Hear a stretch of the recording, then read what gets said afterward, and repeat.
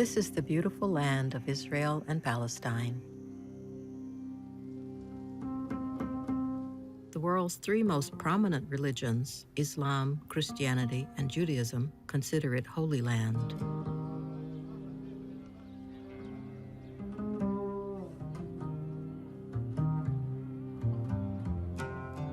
Each year, millions of people from around the world come here to pray for peace and prosperity.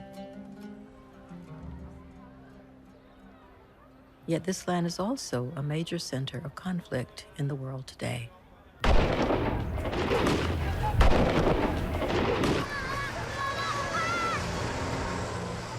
For Jewish Israelis, the conflict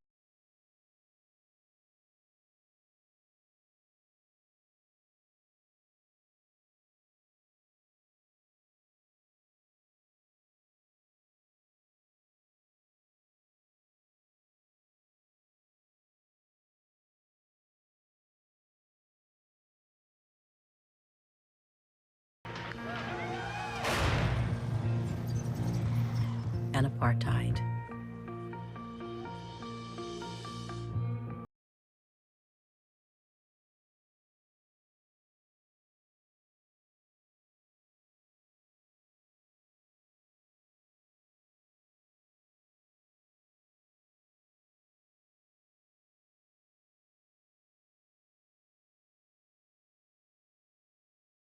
Stole their land and deprived them of basic rights.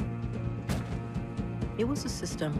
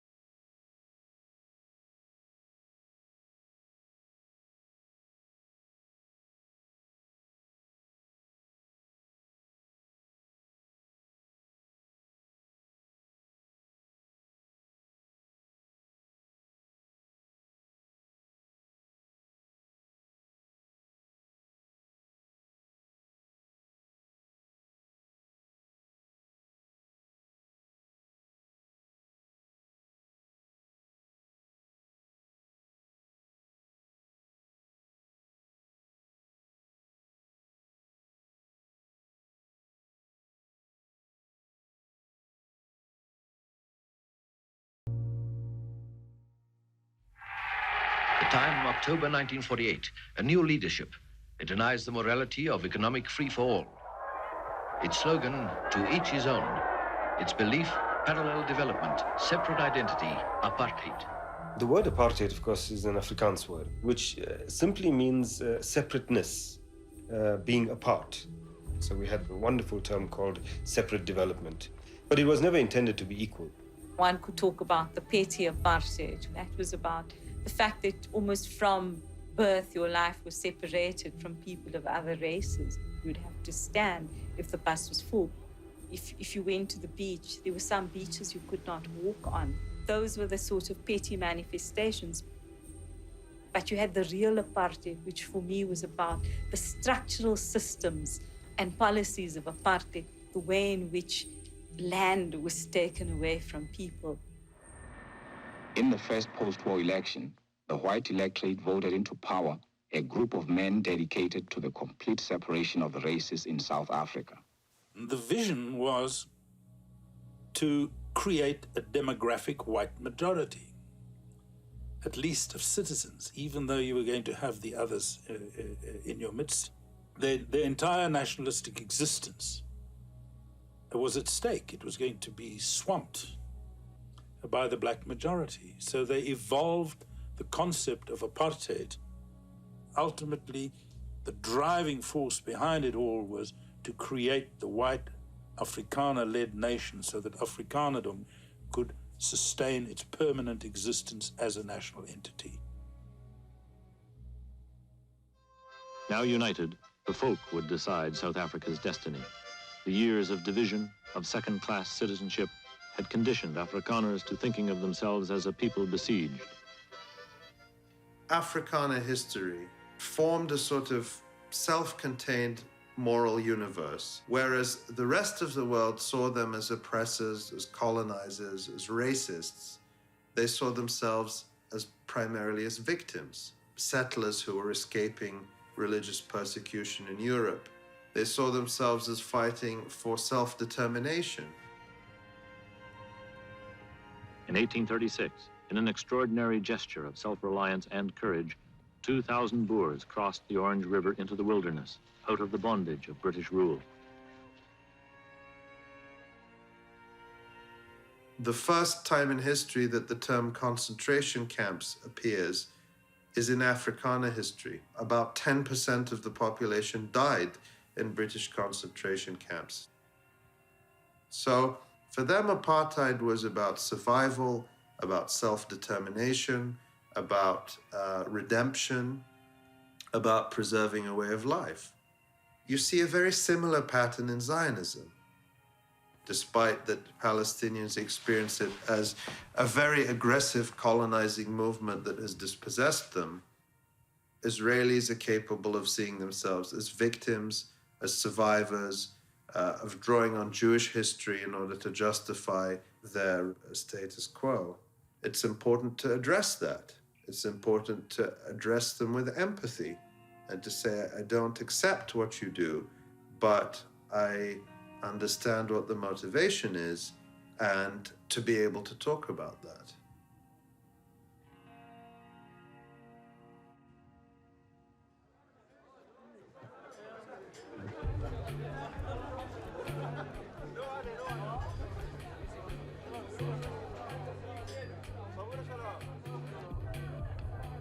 We feel that the concept of apartheid is really crucial for understanding what's happening here and where Israel is going, because it's the only term that accurately defines the system that Israel is trying to develop.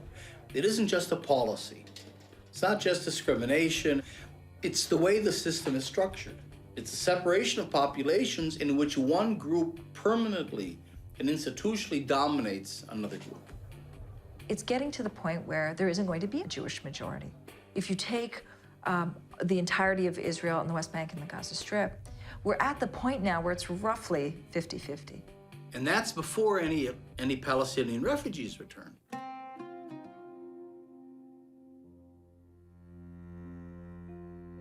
Palestinians are broadly categorized into three main groups. The majority of Palestinians are refugees that were forced out of the land that became Israel in 1948. Today, they number over 6 million people and still live in refugee camps in places like Syria, Lebanon, and Jordan.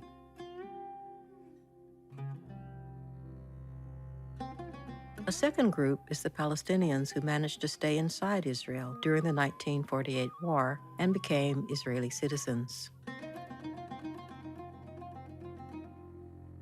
And lastly, there are the 5 million Palestinians living in the occupied territories, the West Bank, East Jerusalem, and the Gaza Strip. This territory is defined by what is known as the Green Line. This is land that Israel occupied in the 1967 war and still controls to this day. Palestinians in these areas do not have Israeli citizenship, nor do they have a state of their own.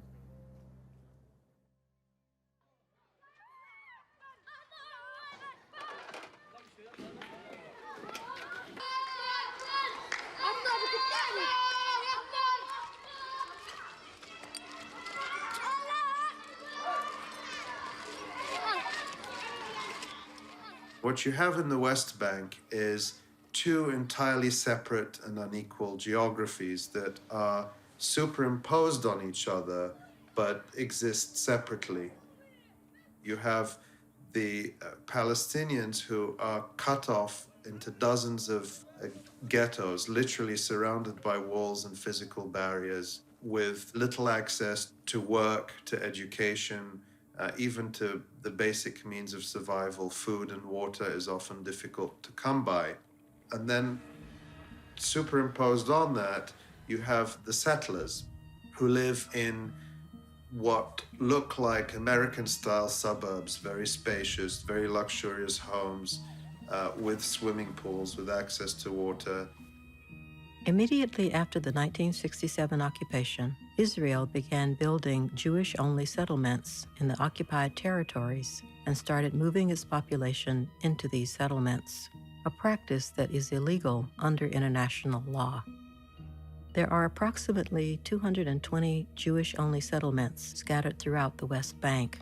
Their territorial jurisdiction includes not only the Palestinian land upon which they are built, but often the land that surrounds the settlements, which is reserved for their so-called natural growth. Each of those settlements, every single one of them, is only allocated to Jewish Israelis. Roughly 60% of the West Bank is allocated or controlled by these settlements or the military installations. What we see in the last 40 years is we see vast Israeli government efforts and vast amounts of public money spent and poured into allocating land in the territories, building settlements on it, and obviously encouraging Israelis to move out of Israel and into these settlements.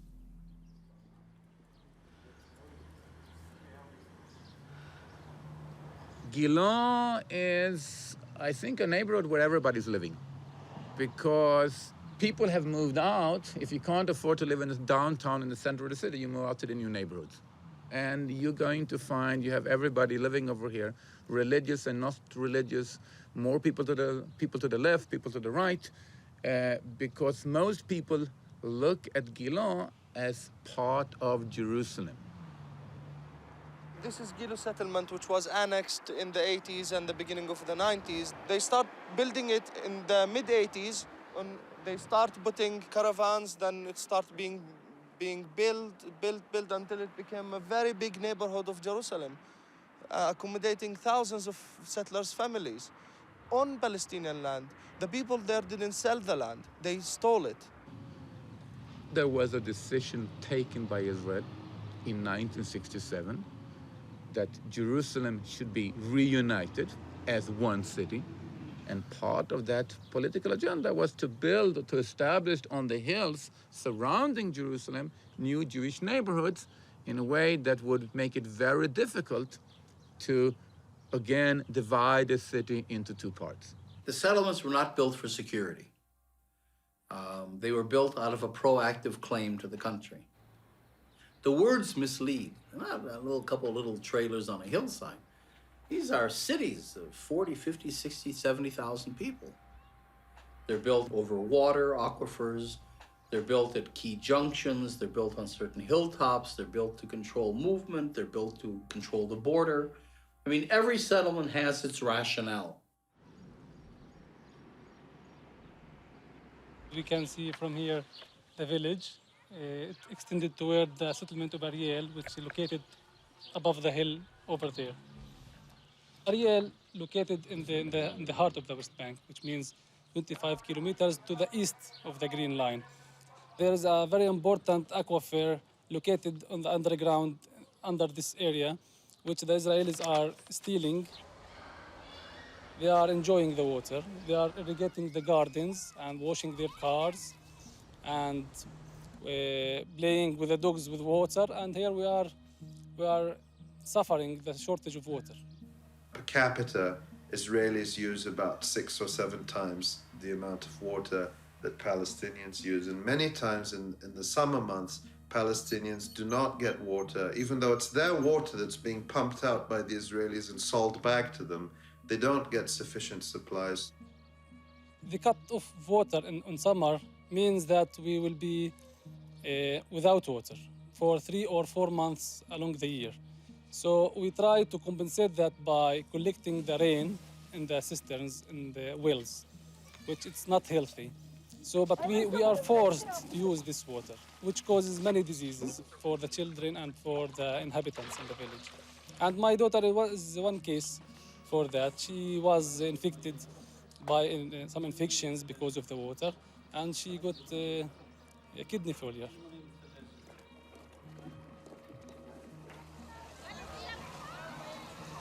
Apartheid was the attempt to separate people and allow resources and privilege and rights to flow to people on the basis of the separate groups in which they were categorized. And so you have the settlements are very strategic. It's not just real estate. They were built out of a proactive claim to the country. פה סוף הדרך, פה זה מה שנקרא סביוני חברון. הארמון של דוד המלך, אוויר, עצי זית, עצי פרי. ויש שתי חלונות פונים לצד ההוא של העיר, רואים את כל העיר חברון, אז שכנה שלי קוראת לזה חלונות מוטיבציה. מסתכלים, פותחים בבוקר את החלון, רואים מה עוד יש לעשות. למה כל עוד אנחנו רק פה ולא שם, אז זהו. הבית הזה, בית של ערבים בינתיים, ויש פה עוד בית שהיה של ערבים ויום הוא יהודי. אז עם הזמן התייהד.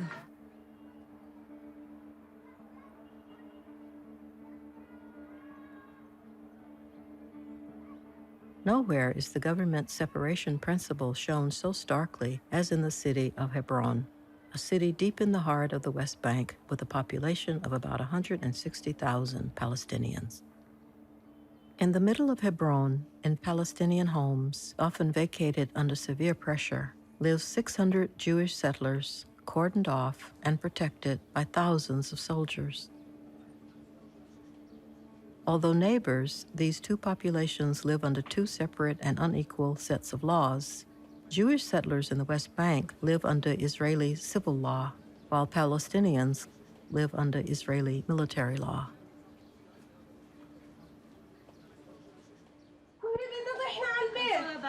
بديش اسكر الباب. تدخليش انت. ما تدخلي. تسكري الدلة. تسكري الدلة. ما بديش اسكر الباب. לשבת פה בכלוב. שרמוטה. שרמוט. חתיכת שרמוטה את וכל הבנות שלך. תגידי בעל, תפתחים פה את הדלת. ديري بالك انت ما تجيش هون. بدنا نطلع من برات البيت انت ما لكيش عنا. اتركيها. مش عارفه شو بتعمل يا خيال؟ اتصلي بالشرطة.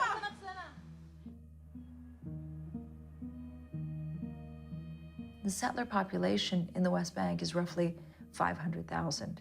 The Palestinian population in that same area is roughly 2.5 million. So we have a classic situation of really an ethnic minority claiming the entire country, a large territory. And then now what do you do with the natives? What do you do with the whoever you are, in this case, the non-Jews?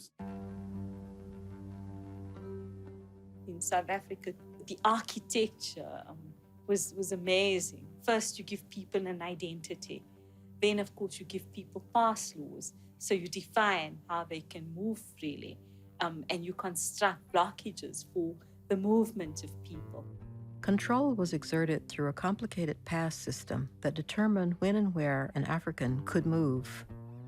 These passes became one of the most detested symbols of apartheid.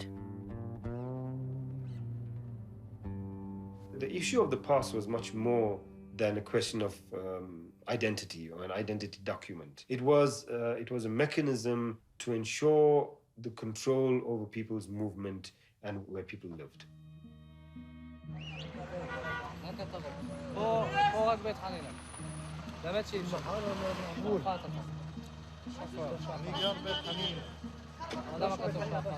הייתי פעם גר בשחפת. תבוא עם ארנונה. תבוא עם ארנונה שכתוב בית חולים. כן? שמע, ממחר אתה עובר דרך עטרות. שמע, אתה מעל גיל 55, ממחר אתה לא עובר פה, רק עטרות. בסדר?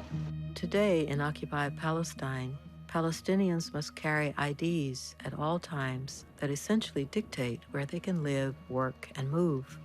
A complex system of movement restrictions requires special permits to enter certain areas.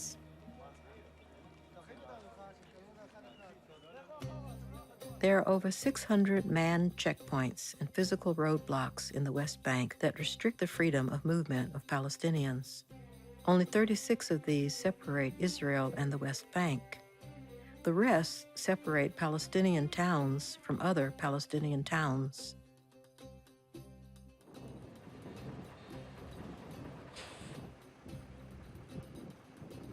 Abuse, beatings, humiliation at the checkpoints is a routine part of the experience. It's part of the systematic disempowerment of Palestinians, placing an entire population at the mercy of 18, 19-year-old soldiers who have absolute power over the lives of Palestinians.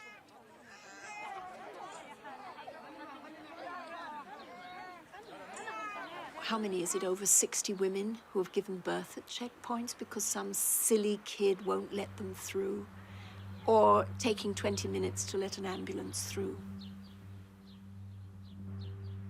شو بدي أفكر يعني بفكرش غير إنه في ابني يعني كيف بدنا نمرض بس كنت خايفة عليه يعني من الموت أنا كنت أتخيل دائما إنه بده يموت مش عارف يعني خلاص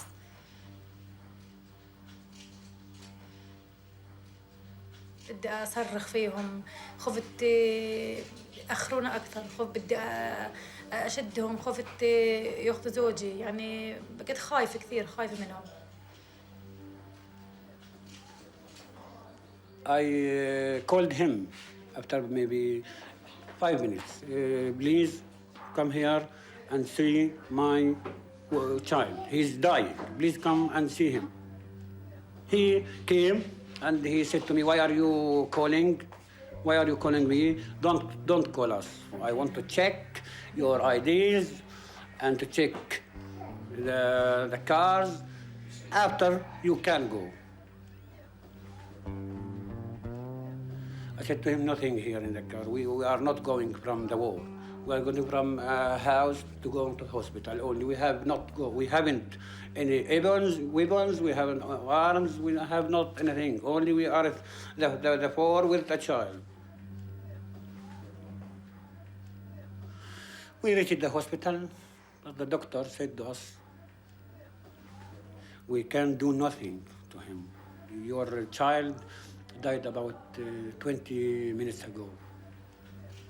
بس أنا دائما طبعا بيبقى في داخلي غضب كبير ويعني بدي أصرخ عليهم بدي أضربهم بدي شو بدي أسوي يعني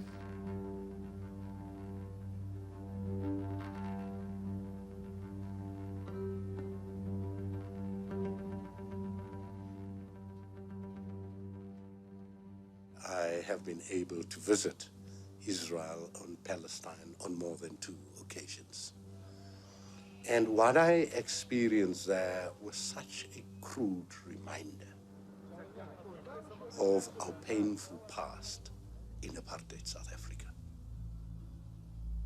We were largely controlled in the same way. The continuous checking at the roadblocks, and to see these young men and young women standing at the roadblock, having to perform the duties of a military junta.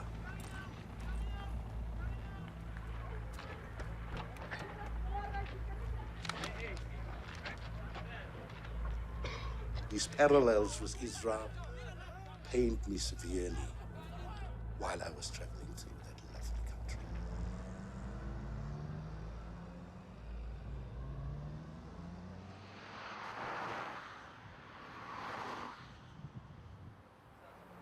The settlements are linked by modern superhighways, which are Jewish-only roads. Palestinians are not allowed to use them. And these superhighways crisscross across Palestinian land, linking the settlements together and linking them with Israeli cities inside the 1948 borders. The separate roads that you find, the kind of settlement infrastructure that you find in the West Bank, for example, which in South Africa we didn't dream that we'd have roads that would be only for whites. In 2008, there were 800 kilometers of Jewish-only roads in the West Bank, or as the Israeli military prefers to call them, sterile roads. Settlers are issued yellow license plates so that the military can distinguish them from Palestinian drivers. אוקיי, זה כביש 443 בין ירושלים לתל אביב. דרך טובה לכל אלה שרוצים לברוח מכביש מספר 1, שחי קצת הפקקים. הוא גם כביש נוח לנסיעה. אין בו, הוא כביש רובו ישר. לא עיקולים, לא זה, והוא כביש מאוד נוח לנסיעה, וגם מקצר, נדמה לי ב7 קילומטר לבירה. ושים לב, מהמחסום, כולם חסומות. כל היציאות חסומות. עכשיו יש להם כביש מקביל. פה כבישים מקבילים לכביש הזה. شو هذا اللي بتفكر؟ ولا طريق؟ طريق يعني مش سيارة. لا ايش بحكي على السيارة؟ الاسطوبة بسيارة على جهة. احنا سياراتنا كلبن على بياضهم الشوارع. The other part of this system is the Palestinian roads, which is linking the Palestinian villages and cities together, but it is tunnels, in the tunnels and bridges under the main network of roads that they are creating for themselves. And these bridges and these tunnels, it has gates, and the gates has locked, and the locks is in the hands of the soldiers. It means if they want to do curfew all over the West Bank in 2 hours, they can do it.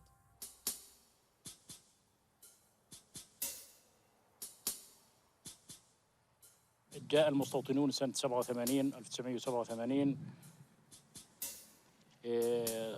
منعوا السيارات من السير على الشارع الالتفافي والشارع الرئيسي للقرية. The Jewish-only roads serving the settlement of Avnei Hefetz are but one of the many examples of the segregated road system in the West Bank. Because of the settlement, Israel declared the roads between the Palestinian towns of Shufa and Izbat Shufa a sterile road for Jews only, erecting dirt roadblocks for Palestinians at every exit of the town. Recently, Israel allowed Palestinian pedestrian but not vehicular traffic on the road. Due to these conditions, 1 out of every 4 families has left Shufa.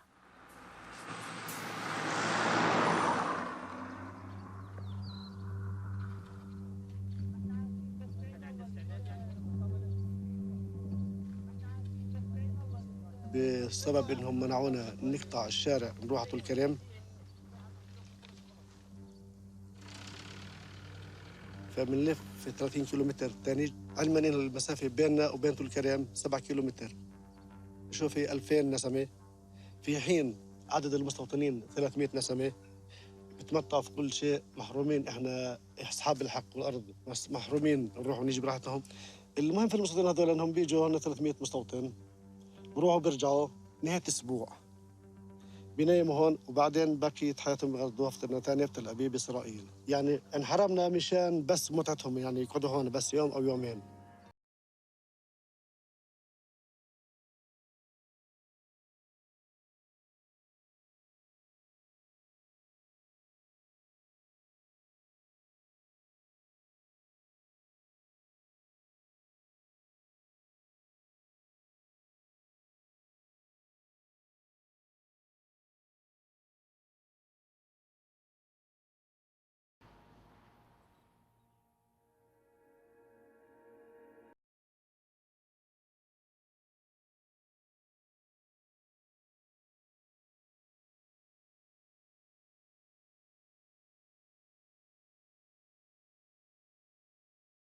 Believed they had a God-given right to a land that they considered mostly uninhabited. In what is known as the Great Trek, what Afrikaners consider their equivalent of the Exodus, thousands trekked into the wilderness in search of the promised land. The Afrikaners pushed into land the Africans considered theirs, and many battles ensued. Armed with guns, and protected by a circle of covered wagons, known as a lager, the Afrikaners easily beat back the indigenous masses that outnumbered them. This image of the heroic settlers in their lager, fending off the savage masses, became the dominant mythology in Afrikaner history, morphing into the philosophy of apartheid in 1948. Under apartheid law, the one standard against which everything was judged was the security of the state. and the state meant the Afrikaner people. With every law enacted, the freedoms of the majority were whittled away in order to protect the privileges of a white minority. In Pretoria today stands a monument to the Great Trek, a shrine to this history and philosophy. A concrete lager, that iconic image of the Afrikaner's military defense tactic, completely surrounds the monument, a physical representation of a state of mind that sees enemies everywhere and will do anything to protect against them.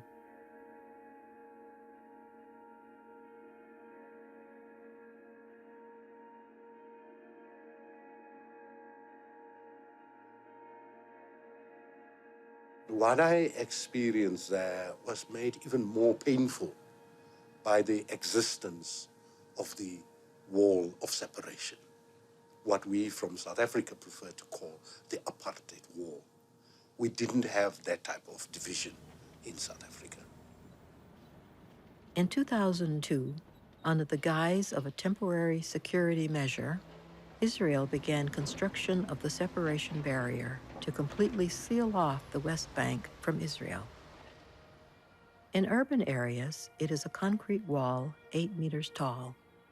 In rural areas, it is a smart fence, averaging 60 meters wide, with motion, heat, and vibration sensors, cameras, trenches, patrol roads, and razor wire.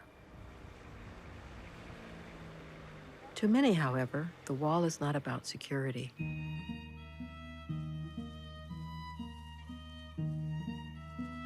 Its snake-like route through the West Bank annexes large Jewish-only settlements, agricultural land, and important water resources, clearly marking it as a tool for massive land grabs. Only 15% of the wall follows the Green Line. Instead, the wall twists and turns deep into the West Bank, making it more than twice as long as the Green Line itself. It separates Palestinian villages from neighboring Palestinian villages, farmers from their land and income, parents from children, and severely restricts Palestinian freedom of movement. It encircles many towns from all sides, creating isolated ghettos surrounded by walls, checkpoints, and Israeli-only roads. When you put people behind the wall in all of these ghettos, because almost everywhere it is creating ghetto communities with one road or one checkpoint or one tunnel with a gate in it out, then at a certain point there is going to be, when there's not enough work and not enough food, more and more pressure built up. Obviously a lot of people will leave, and I think that's part of the intention.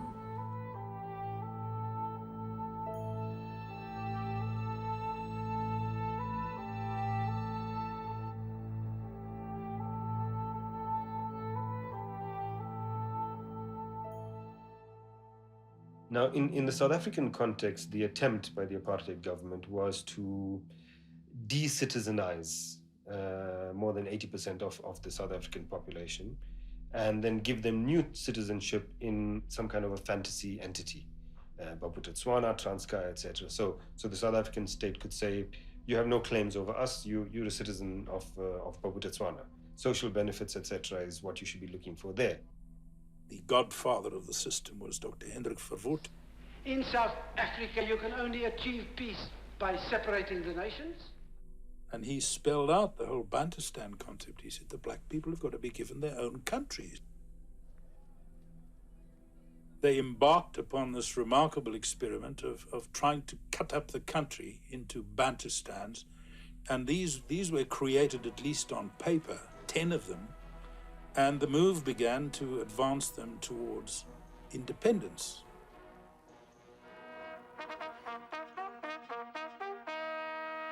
My government would like to continue, as we are, an autonomous and independent country, preferably with extended borders, continued friendly and cordial relations with our neighbors, and if possible, international recognition. Most of them were stooges and really puppets of the apartheid state. To give some veneer of reality to the fantasy of the Bantustans, the Afrikaner government threw money at them, built elaborate parliaments, housing for ministers, built airports, sports stadiums. It was to create separate states. It was not so much a two-state solution as a multi-state solution. When I look at Israel and when I travel through the West Bank, I was looking at Bantustans, totally unviable, impossible states. In many respects, it struck me as being significantly worse than apartheid. Bantustans, as much as we abhorred them in South Africa, Bantustan leaders actually had more power and more control than the Palestinian Authority has. What Oslo did was create an authority which allowed Israel to still control the occupied Palestinian territory, but control it through a Palestinian Authority. Ostensibly, there's some kind of Palestinian Authority that's controlling, that's in power of the occupied territory. In fact, Israel controls the borders, Israel controls taxes, Israel controls all kinds of things, access in and out of that area.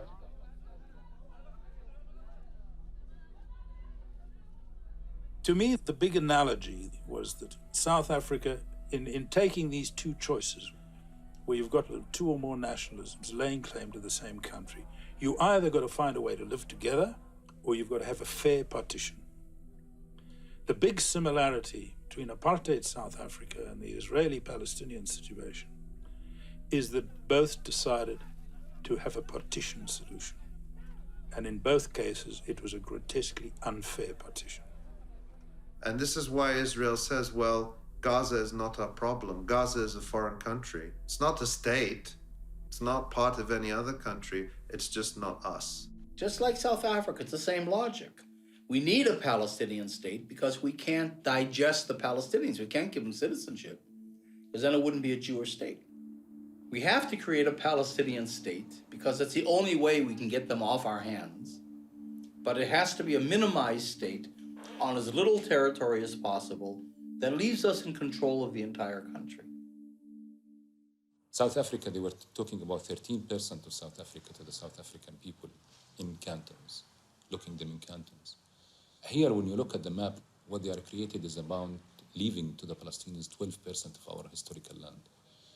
This is the ghetto state, ghetto system that they are creating here. And it's totally disconnected from each other. We have 1, 2, 3, and the fourth is Gaza.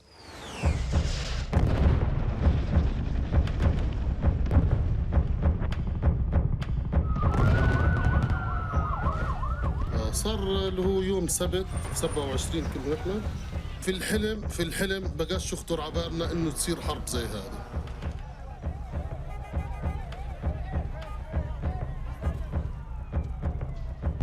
احنا طبعا ليل ونهار كان القصف شغال، خبط شغال، الفسفور، ما تعرفش ايش تسوي، كل شوي والثانيه ينزل صاروخ في المنطقه اللي انت فيها، تحمل اولادك وتاخذ مرتك وتجري في الشارع.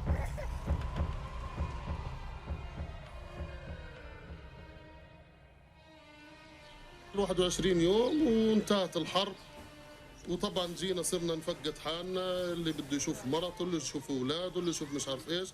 غرفه واحده جيت طبعا لقيت بيتي مهدوم، مطبخ رايح، صالون رايح، غرفه رايحه، باب الدار رايح، الحيطان هذا كله رايح، كله راح.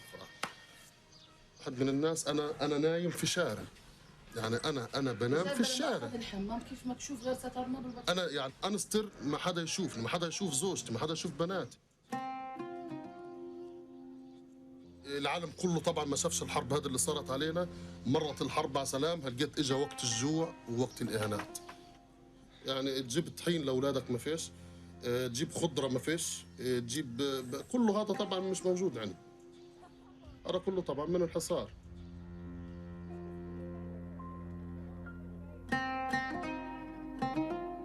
Since 2006, Israel has imposed a deadly siege on the Gaza Strip, prohibiting most goods and people from entering or leaving the enclave.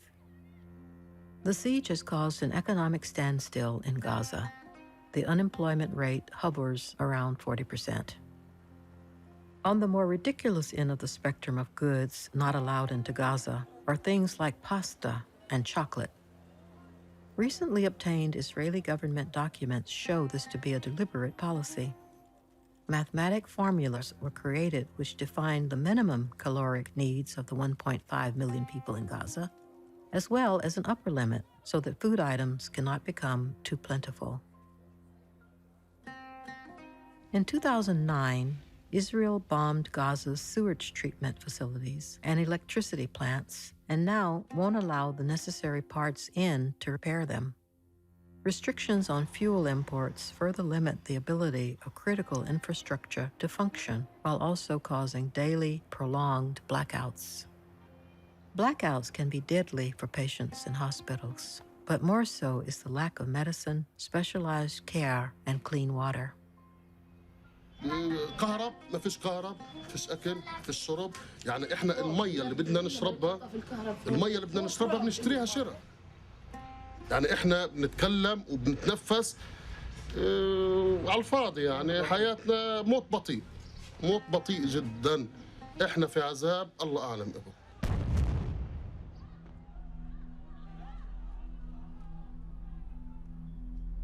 In the worst times of apartheid in South Africa, we never had in any of our townships helicopter gunships flying overhead or F-16 type bombers flying over a township and firing or dropping bombs into a township. It didn't happen. The problem is we don't have other examples to look at now.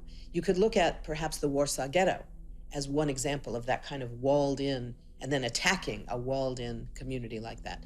Maybe a better example is hundreds and hundreds of years ago, where you had walled city-states that were completely besieged by armies, where no one could get out and food was denied. And if there wasn't a spring within the city, no one had water and people died. Just like in Gaza, people died from insufficient access to medicine, to insufficient water, all those reasons, as well as by airstrikes. There are a number of people and some governments who have been claiming that because Israel withdrew its settlers and soldiers from the Gaza Strip unilaterally in 2005, that it's no longer the occupying power. But that actually is not the case. In international law, occupation refers to the control of territory by another government, not the indigenous government there. That's precisely what exists with Israel and the Gaza Strip right now. Israel still controls the land of the Gaza Strip, which many people don't know is completely surrounded by a wall very similar to the wall that snakes through the West Bank. It is completely surrounded. The Israeli Navy controls the seas off the coast of Gaza. The airspace is controlled by Israel, which has prohibited the Palestinians from reopening their airport. So Gaza is completely under the control of the Israelis. The Palestinian Authority can't issue identity documents, passports, permissions for people to come and go, independent of the Israeli Interior Ministry. If you don't exist in the Israeli Interior Ministry database, you don't exist, period. If you look at the blueprint of a prison, it looks like the prisoners own the place. They have 95% of the territory, right? They have the living areas, they have the exercise yard, they have the cafeteria, they have the work areas. It all belongs to the prisoners. All the prison authorities have is maybe 5%. And you know what? If it's a minimal security prison, maybe they have 1%. That's all you need. You need the walls around, cell bars, you have some corridors, you have a few locked doors, and that's it. With 1% of the territory, you can absolutely control the inmates. And that helps you make the switch. The issue here isn't how much territory the prisoners have. The issue is, can they get out of the prison?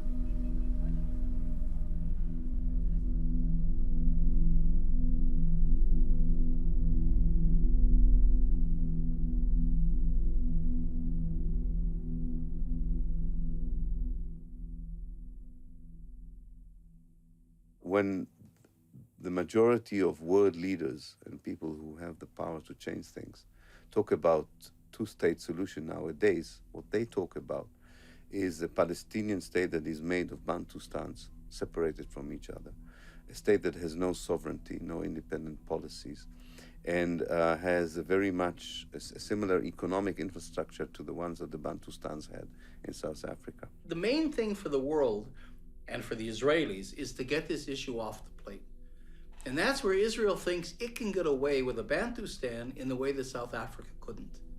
You know, you can push a two-state solution. That's apartheid. It doesn't have borders, it doesn't have water, it doesn't have access to its greatest economic resource, which is Jerusalem. It's carved into little islands, there's no freedom of movement, there's no freedom of commerce. It's a prison state. And therefore, the essential idea of a two-state solution has to be not only the state itself, but a viable state. The Israelis have rendered the West Bank and Gaza unviable, hopelessly unviable. I'm saying Israel no longer has that solution as an option. It has made a two-state solution impossible, physically, morally impossible. It is time for us to go ahead and move forward on a two-state solution. So thank you very much. You hear all this talk about a two-state solution. You see opinion polls that say a majority of Israelis are willing to accept it and a majority of Palestinians are willing to accept it. But that consensus disappears the moment you try to actually flesh it out in detail. That's why all the two-state solution proposals are extremely vague. Because Palestinians say the West Bank and Gaza are only a fifth of historic Palestine. Why should we give up any more? Israelis say, well, there's 450,000 settlers in those areas, several generations. Why should they leave? The only thing more difficult than trying to live together would be trying to force a separation.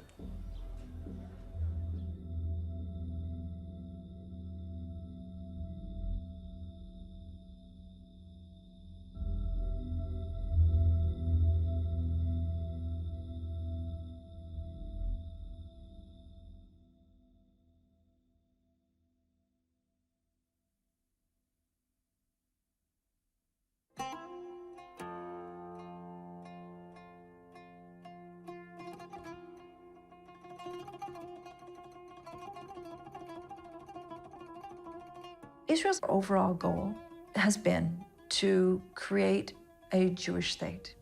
In 1948, 75% of the population, the non-Jewish population, Christians and Muslims, were expelled from their homeland and never allowed to return for one reason and only one reason, which is that they're not Jewish.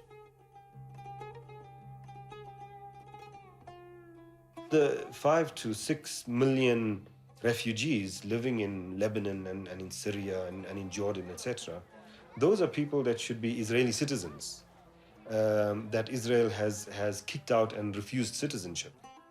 Over 1 million Palestinians became refugees in the 1948 and 1967 wars. By natural population growth, they now number over 5 million people who still await their right to return. Some Palestinians managed to stay inside what became Israel in 1948 and today make up 20% of Israeli citizens. So in the Israeli state, what kind of rights and privileges and resources are allocated to you are entirely dependent on which ethnic group you come from. You're either Jewish or you Palestinian or Arab, as they prefer to call them. And so you have a situation where welfare benefits for people, for example, are dependent on whether they're Jewish or not. You have a situation where a Jew can't marry a non-Jew in Israel, which is, for us as South Africans, we remember the Mixed Marriages Act, for example. You have a situation where people from one ethnic group, Palestinians, are not able to freely live in areas that are majority Jewish, similar to our Group Areas Act. Now, one of the criticisms people make when you start accusing Israel of being an apartheid state inside its own borders is that they'll say, well, Palestinians can sit next to Jews inside restaurants. They sit on the same buses. They go to the same cinemas. And that's true. But that's not really the significance of apartheid. The idea of apartheid isn't really about the fact that people can't sit on the same park bench. It was about controlling resources, making sure that one ethnic group had control of resources and the other didn't.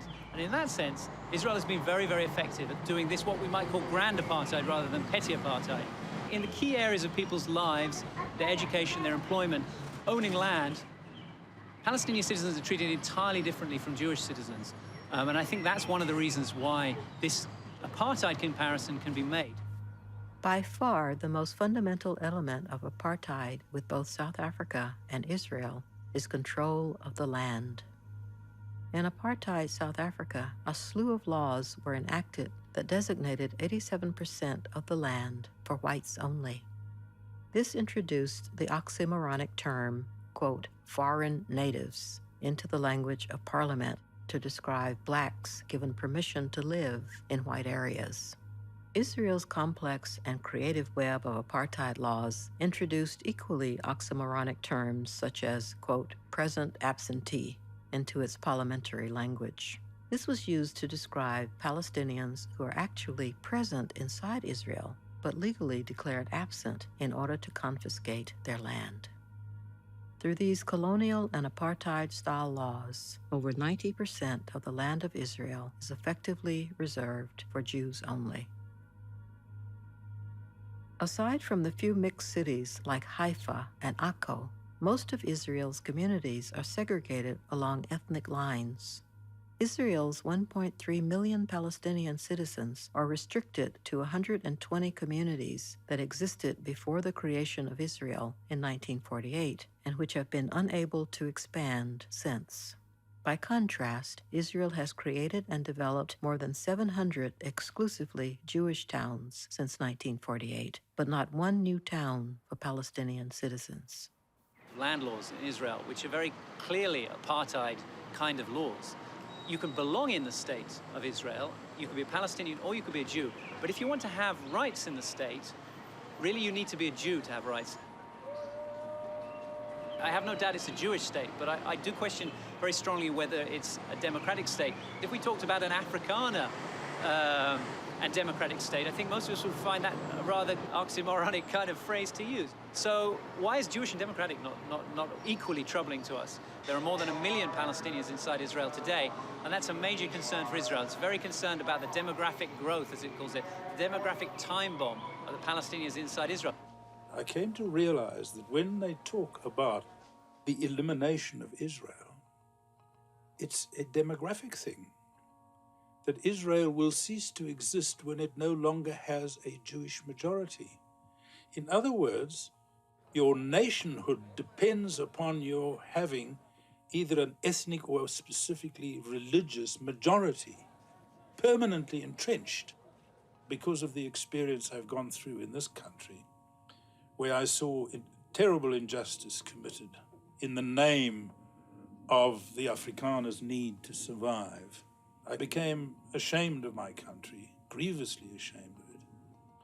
The reason Israel has a Jewish majority is through entirely artificial means.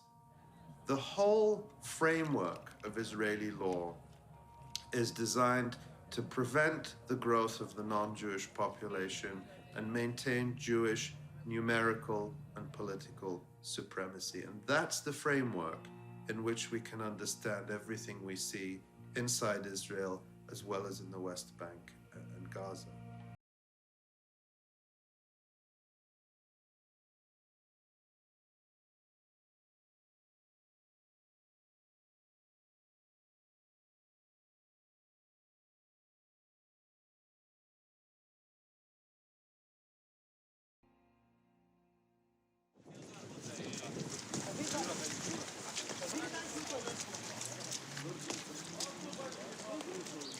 بسرعة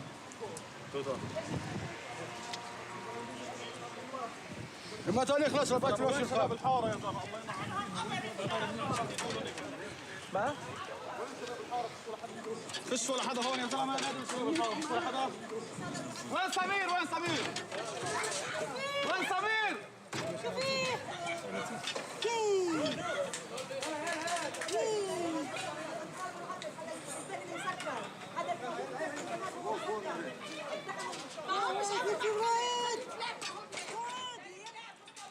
In occupied East Jerusalem, the battle for control of territory is happening on a house-by-house basis.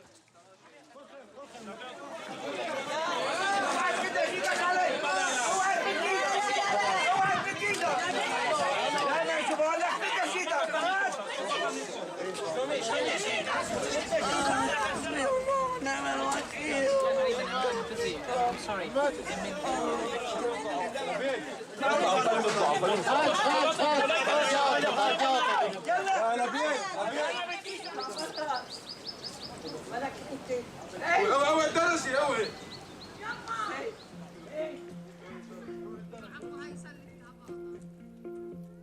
Israel goes to incredible lengths to manipulate demography, as can be seen in the stark but complicated case of the city of Jerusalem. East Jerusalem differs from the rest of occupied Palestinian territory in that Israel unilaterally declared it a part of the State of Israel following the 1967 occupation of the city. No country in the world has ever recognized that annexation, and it is still considered occupied territory by the Palestinians and by international law. But by building the wall and the vast settlement blocks around it, Israel has illegally severed it from the West Bank. Over 250,000 Palestinians now find themselves on the Israel side of the wall. Palestinians of East Jerusalem are not citizens of the country, cannot vote in national elections, and cannot live in Jewish West Jerusalem. A Palestinian can live in Jerusalem all his life. He was born here, his father, his grandfather, and generations before, but he will be a resident. A Jew from Russia can come today to Israel. He doesn't know even one word in Hebrew, and in the same day he is a citizen. There are many, many conditions to be a resident. If you, for example, live in Jerusalem, but you work in Ramallah, in Bethlehem, or in the occupied territories, they say the center of your life is there, and we can take your ID. This is one of the strategies to make the number of the Palestinians more small. This is the booklet, an official one from the municipality of Jerusalem, from the Department of Planning. And in the first point here, they say is to keep the equilibrium between the Jewish and Palestinians like was in 67. That's mean, look at this, 37, as the government decided. You must understand, if in any democratic country in the world, someone will say that the Jewish will be not more than 40% of the population, we will say that this is anti-Semitism. It's clear that it's anti-Semitism. So why is anti-Semitism in Europe and America if someone will do the same? And in Israel, it's permitted. Why? The politicians are hysteric around this issue, and they try to implement a policy of segregation in order to make the life of the Palestinians so bad that they will decide it voluntarily, alone, to leave the city.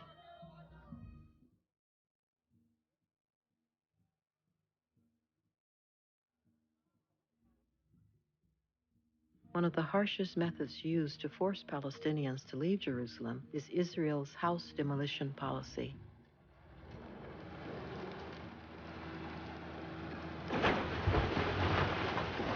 This policy affects all Palestinians living within Israel's stated borders and even within the rest of the West Bank, but it is starkest in Jerusalem.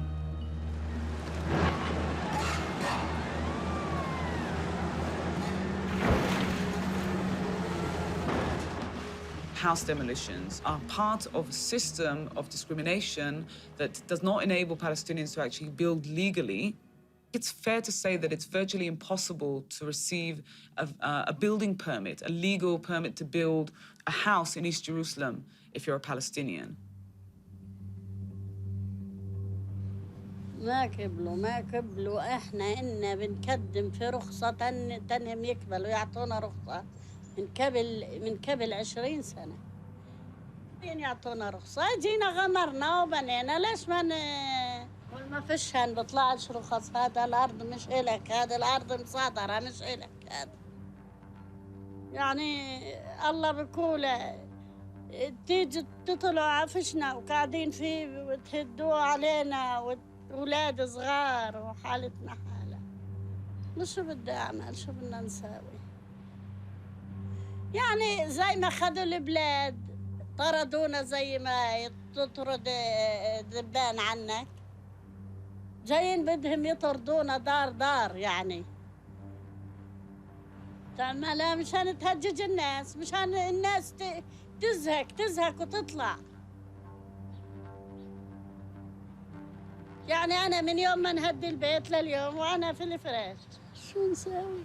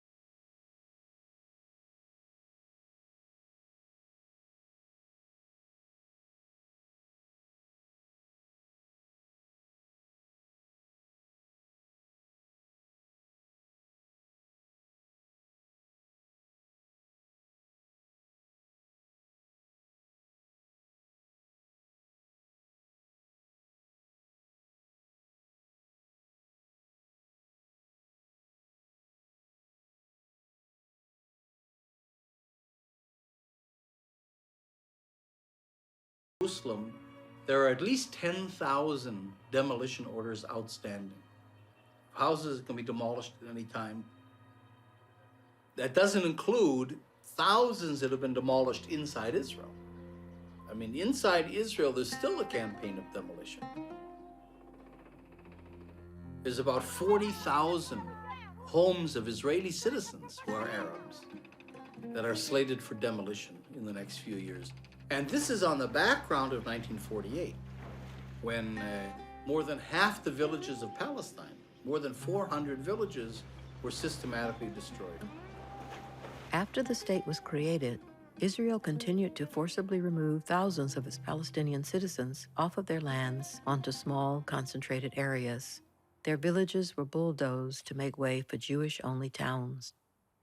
This policy still continues inside Israel today, with over 45 Palestinian villages that the government refuses to recognize and which are slated to be forcibly removed in order to construct new Jewish-only towns. أنا ربيت على وجه الدنيا زي كذا صغيرة وكبرت وهذا أنا تجوزت وجبت أولاد هذول كلهم من عند هذاك البيت لأن مش معترف فينا ما بنعرف عنه ديري حتى يعني دكان ما في عندنا بس بنروح لسه بعد نشتري ومكسارة بنوها وإحنا هان والتنبو هذا كل قرية يهودا هذا بنوها وإحنا كانوا ناس ساكنين وشيلوهم.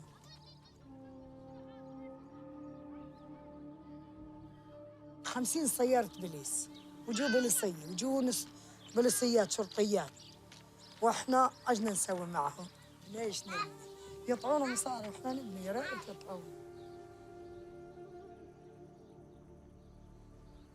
ودنا نقعد على مجرى وين نروح يعني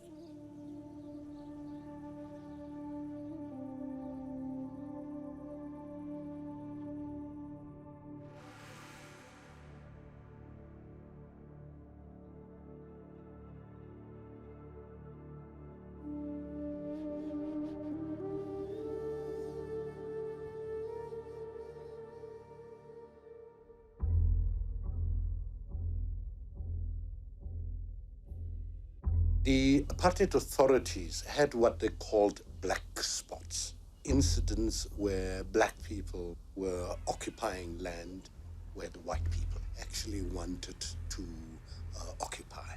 And what they therefore did was to send in the police, send in the military with heavy trucks that would break down the homes of people and that would remove families that have been staying on land for decades and remove them and just dump them. It was nice in so far until the Afrikaner people started harassing us. They said we are staying nearer to town. We are blacks, we are not supposed to stay there. So they started moving us to Meadowlands. Because they said we can't stay near the white people, so that they must separate us, we mustn't be together. So they take the place, they give it to the whites. They give us only 1 day's notice. Tomorrow we are moving. The truck will wait outside, and then the soldiers will go into the house, remove the furniture into the truck.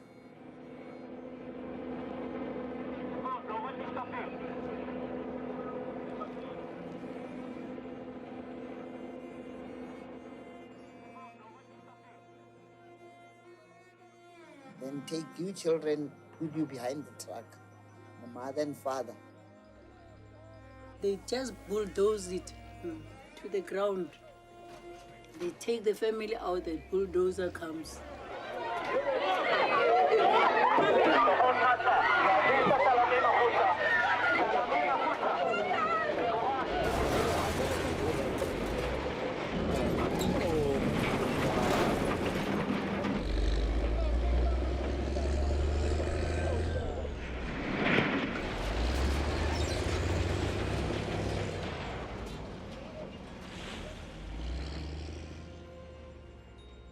Land is more than just a possession. Land is something integrally bound in with your identity. It's about your ancestors. It's about a sense of knowing who and where you are from. And in South Africa, that's where the biggest damage has been done. This removal of people off the land. And they put in these God-forsaken places with nothing. And they have to start all over again.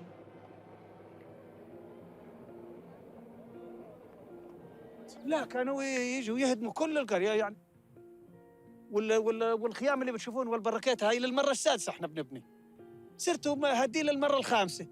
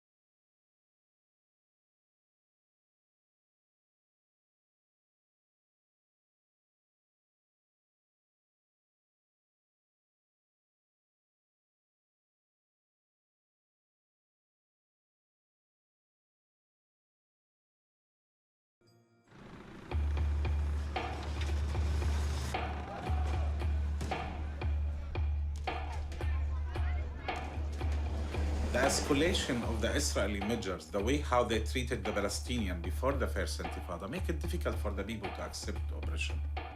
In 1987, as the occupation rolled into its third decade, the first Intifada, or uprising, erupted.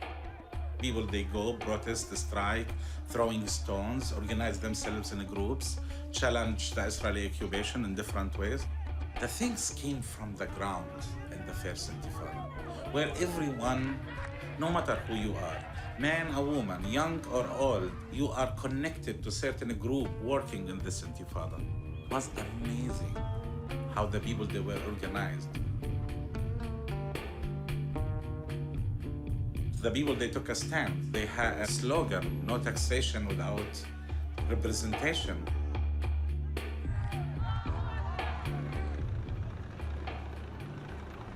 The Israeli occupation closed down all the education institutions, from the universities to the kindergartens, for 2.5 years.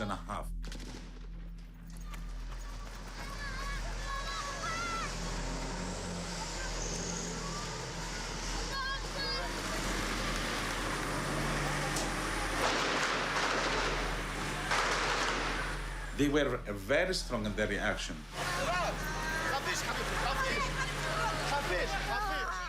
The number of the people they were killed, children, youth, women. Thousands of people they were killed. This is the Israeli reaction. If you visit any family in Palestine, West Bank, and Gaza Strip, at least you will find someone experienced the jail. To go to jail, I don't want to say it's normal, but to be a Palestinian, it's enough. It's enough reason to be in jail. It's part of the daily life in Palestine. Over 700,000 Palestinians experienced the jail since 1967. Proportionately, there are more political prisoners there than existed in South Africa. In South Africa, we had a campaign against child detainees. In Palestine, you have over 350 children who are political prisoners. They would take very many of our children away from parents and try and use that to coerce parents to appear at police stations to report. I remember in 1988, you see prisoners coming like crazy. In a few months, we became 6,000 political prisoners in one jail. And 95% of them, they were administrative detentions. Administrative detention is the detention, usually for 6 months, but you can extend it, of people based on no kind of legal procedure aside from issuing an administrative order. People are arrested without knowing what they are in for. They've never been charged with anything. The way it's been done by Israel is absolutely in contravention of international law. I remember in the 70s, there were a famous Palestinian political prisoners. He spent like around 7 years as administrative detention. And it's scary. It's really scary because you don't know. And they use it part of the torture. Sometimes it's the day after, for example, 6 months or 1 year in jail. And you know, this is the last day for you. The day you were released, they come to the jail, they call your name, you collect all your stuff, you were released, you say bye-bye to the prisoners, and you move outside, and the officer comes, sorry, another 6 months, you go back to the jail. Administrative detention, very similar to the detention without trial in South Africa. When you are about to be released, they will release you and let you walk a few steps and rearrest you, which is, by the way, another form of torture because you never actually are sure as to whether you will be allowed, totally released. I was arrested in 1985, and there was nothing illegal about what it was that I was doing. And they knew that they could therefore not take me to court and charge me with anything. They basically detained us because they could do it. Why Mandela became the hero of the issue of the political prisoners? He spent 27 years in the apartheid system jail. Right now, we have prisoners that spent more than 30 years in jail, more than the Mandela. Why the international community is not paying attention for that?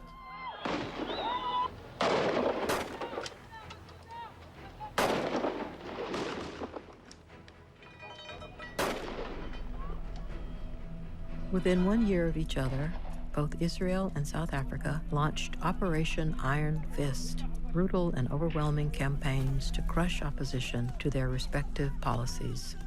With the Iron Fist policy, they used to open the handcuffed and take the people's arms like this and break down the bone in this way.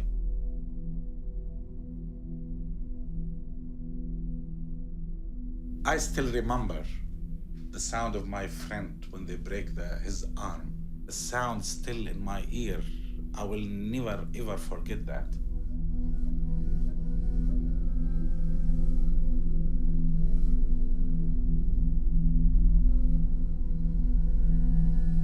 He went as far as killing very many of our comrades, brutally, acts that you can never imagine.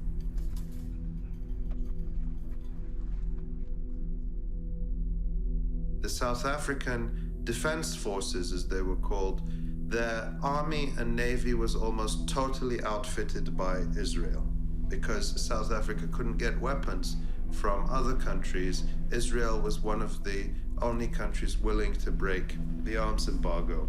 Well, the alliance started in earnest in 1973. By 1979, about 35% of Israel's arms exports were going to South Africa. So they became a crucial client and also a crucial source for export revenue that Israel couldn't give up easily. And it involved everything from tanks to aircraft to ammunition, you name it. After 77, there's a mandatory UN arms embargo. Israel violated the UN arms embargo openly, and many Israeli officials are happy to admit that. If you talk to South African defense officials, especially people from the Air Force, they tell you that Israel was an absolutely vital link and was a lifeline for them during the 1980s. After 1977, the ideological component becomes much stronger. The top brass of the two militaries really felt that they were in a similar predicament and that they faced a common enemy. They also had a very similar conception of minority survival. There was a sense that Afrikaner nationalists were similar to Israelis, a beleaguered minority surrounded by a hostile majority. When you look through the documents from the South African Defense Archive, you see that dozens of South Africans were going to Israel on a regular basis to attend a variety of courses, whether it involved submarine operation, anti-tank technology, counterinsurgency techniques, you name it. They really see the PLO and the ANC as one and the same. The reaction of the government ordering a general mobilization, arming the white community, arresting 10,000s of Africans, the show of force throughout the country, close a chapter as far as our methods of political struggle are concerned. There are many people who feel that it is useless and futile for us to continue talking peace and non-violence against a government whose reply is only savage attacks on an unarmed and defenseless people. Bombs have exploded almost daily in the run-up to Wednesday's poll, the latest a huge car bomb which devastated shops in the central town of Witbank. The blasts have been officially blamed on the African National Congress. After decades of nonviolent struggle, Nelson Mandela formed the armed wing of the African National Congress. They turned first to sabotage, then to civilian bombings in order to have their political aspirations recognized. If this was the work of the ANC, it's their boldest attack to date and demonstrates the organization's determination to carry the guerrilla war to South Africa's major city centers.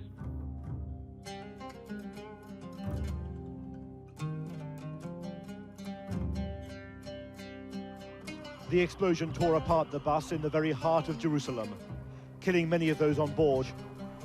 It was the mirror image of last week's suicide bomb. I am pained when I read the story of a 65-year-old Palestinian woman who became a carrier of a suicide bomb. And in a note, she indicated that she had to do that because she was trying to save her grandchildren from being killed. And we're saying, what unfair choices to put before people.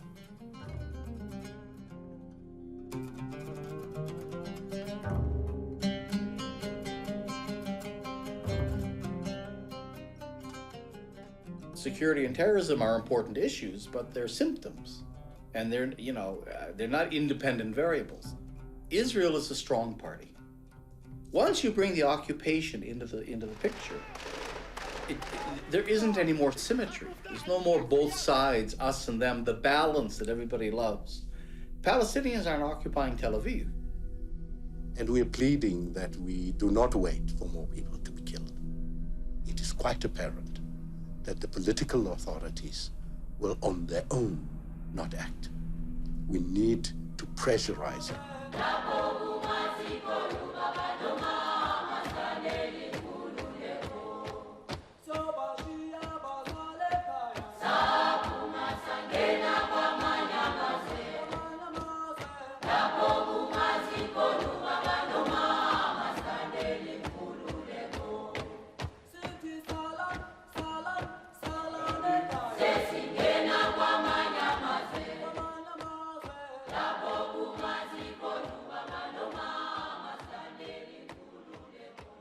Despite all its repressive machinery, there's general kind of agreement that it was the international dimension and the internal resistance, the South African Intifada, if you like, that really brought an end to apartheid.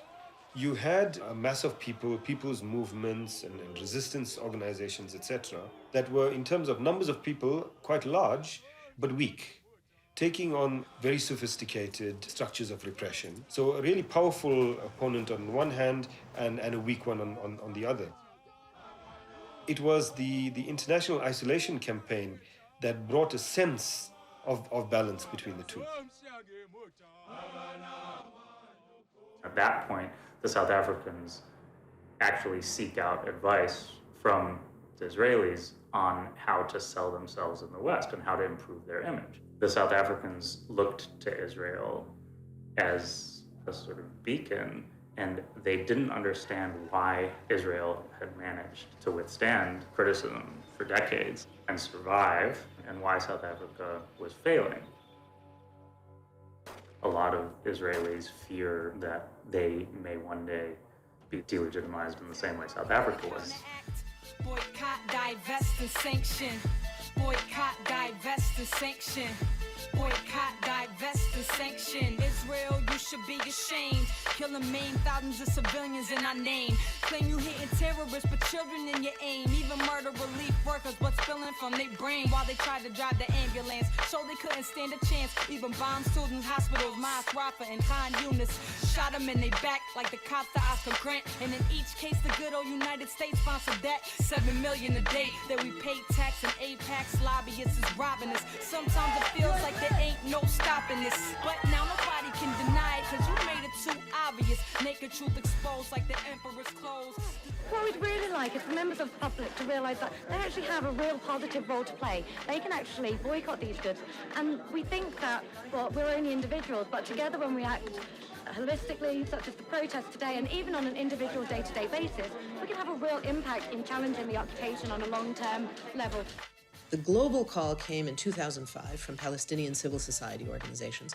And the ideal was to craft a strategy that would be a nonviolent means of pressuring Israel to abide by international law, using economic pressure. These campaigns are taking root. They're gaining new supporters every day. The churches have taken the lead in saying, we want socially responsible investment. And that means we want to be sure that none of the companies we invest in are profiting from occupation. There are many initiatives going around the world for boycotting Israeli goods, boycotting Israeli institutions, and so on. So it's growing in the cultural, academic, medical, even trade unions in South Africa. COSATU, the main trade union body in South Africa, which has about 2 million members, supported the boycott. There are so many. They're mushrooming, really, in the last 2 years. This is happening more and more. In North America, you had the Canadian Union of Postal Workers prior to that, the Canadian Union of Public Employees. The incredible growing movement. I mean, I've traveled to literally dozens of campuses around the United States, and there are active divestment groups. There are church divestment movements that are starting and really gaining strength and facing incredible resistance, but they're not being deterred by it. As our South African comrades and colleagues remind us, their first call for boycott was issued in the late 50s, 1950s. Europe and the West started listening in the 70s, early 80s. So it took them 25, 30 years to get anybody to listen to them. So we're doing much better, they tell us. You're going much faster than we have. Divest from the apartheid like South Africa. Boycott them like King to Montgomery buses. Show them we want peace, but only with real justice. Be murdering the media and witnesses left. We're gonna stop shopping at all the businesses that invest.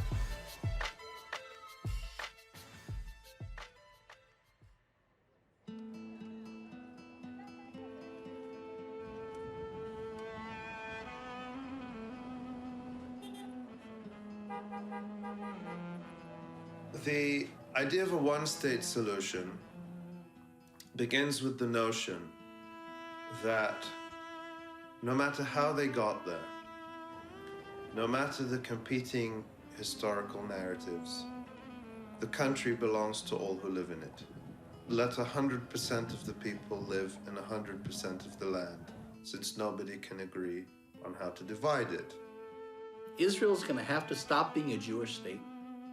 It can't be an ethnocracy, and it has to become a democracy, whether it's one state or a confederation or whatever the arrangement is. That's what's going to happen. And it doesn't mean, I try to tell Israelis, that, everything's lost.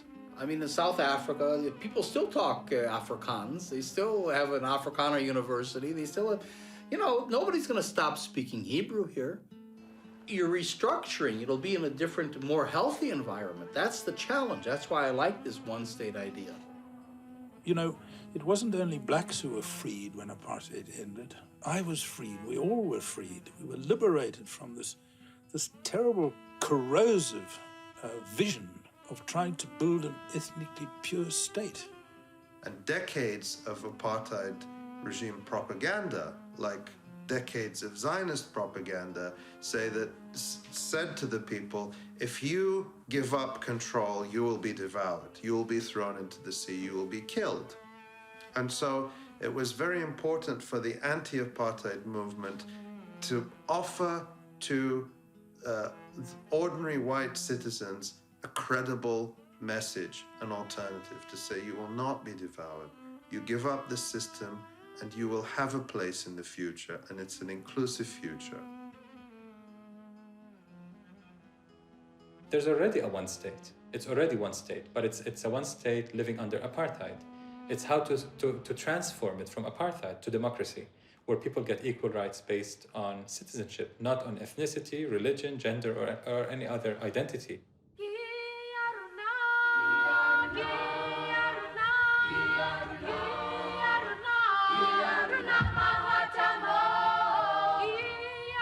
In South Africa, saying that the country belongs to all who live in it doesn't magically solve the problems.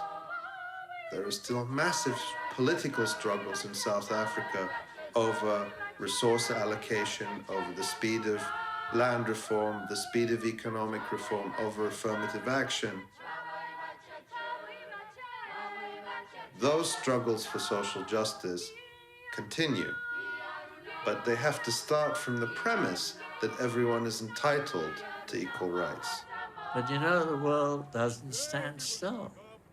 There are people I meet today in South Africa who don't understand what apartheid was about. They come into a whole new world. So it's not impossible to think of other generations. We must have the ability to think beyond our own generation, to think into the future. What does it matter if a man is white or black? What does it matter if he's a Jew or he's an Arab? It is possible. Israel, it is possible. It is possible to have peace with Jews and Arabs if the heart is ready, if the soul is ready, if we can transcend these petty foibles of power and pomposity. And we say to this world, it is possible. It is possible.